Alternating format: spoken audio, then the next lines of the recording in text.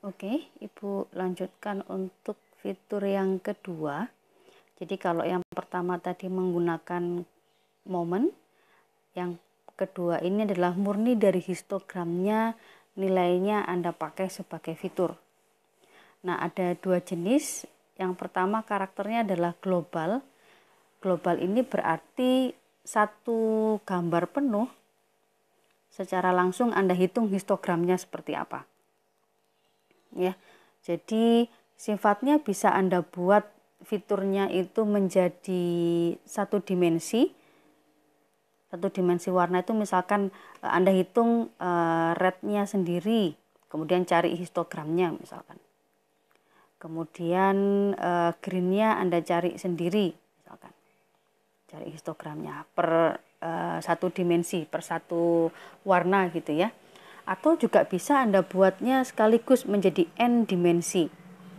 Jadi Anda gabungkan, Anda seperti buat matriknya gitu ya. Misalkan yang ini contohnya color histogram untuk blue dan red yang dijadiin satu.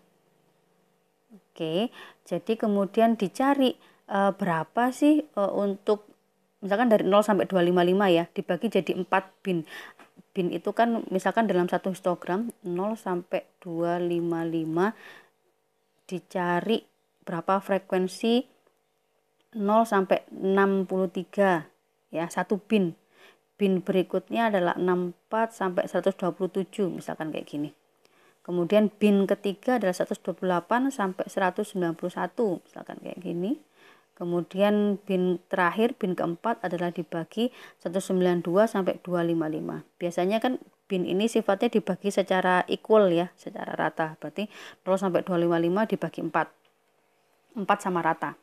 Oke, jadi kemudian dicari Anda buat matriknya, misalkan pada gambar A, gitu, kepada satu gambar tersebut, komponen blue yang 0 sampai 63 dihitung bersamaan dengan red yang 0 sampai 63. Ada berapa piksel yang memenuhi kriteria tersebut?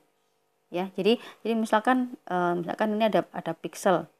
Nah, piksel ini misalkan dia nilainya adalah 20. Oke, kurang besar ya. Misalkan 20. Oke, 20 red. Misalkan greennya misalkan greennya adalah 100 misalkan. Red sama blue ya.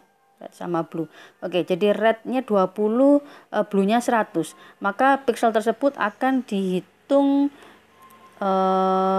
rednya ini, nah akan menyumbang di sini kan gitu. Bahwa nilai rednya yang 20 ya. Rednya yang 20, blue-nya yang 100. Nah, dia nyumbangnya di sini nih. Gitu ya. Udah hanya 2 dimensi, bisa juga 3, 4, 5 dimensi. Misalkan RGB Anda gunakan 3-3-nya tidak masalah ya. Cuman ini representasinya susah aja kalau 3 dimensi kan gitu. Ya. Nah, masing-masing nilai ini yang kemudian akan Anda umpankan sebagai fitur di proses pengenalan pola berikutnya. Gitu ya. Jadi kemudian jadi angka-angka frekuensi ini tadi itu adalah fiturnya. Nah, pembagian ini menjadi berapa bin? Ini kan 4. Kenapa harus 4? Kenapa tidak 6? Kenapa tidak 10? Misalkan, nah sifatnya adalah trial dan error. Jadi Anda coba, misalkan kalau Anda skripsi gitu ya, di perancangan dicoba untuk binnya 4, binnya 6, binnya 8. Mana yang kemudian memberikan akurasi yang terbesar pada klasifikasinya, itu yang dipilih. Jadi tidak ada panduan binnya harus berapa, sifatnya adalah trial dan error. Oke, nah ini adalah kalau color histogramnya dihitung satu gambar utuh secara global. Nah, ada lagi cara berikutnya adalah Anda hitung berdasarkan sub image-nya, yakni color histogram secara lokal. Maksudnya gimana? Jadi satu gambar itu, gambar itu, misalkan Anda mau punya 20 gambar, Anda resize mereka di ukuran yang sama, misalkan 100 kali 100 gitu ya. Oke, kemudian setelah itu Anda bagi menjadi misalkan 4 sub blok seperti ini. Yang ini Anda hitung histogramnya. Jadi per bagian, per blok. Nah, ini sebenarnya komputasinya pasti lebih mahal kan ya, karena dihitung 4 kali kan gitu. Tapi kemudian biasanya histogram yang secara lokal ini dipilih untuk meningkatkan akurasi dan juga mengurangi keberadaan noise. Jadi supaya noise-nya itu tidak banyak berpengaruh kepada fiturnya.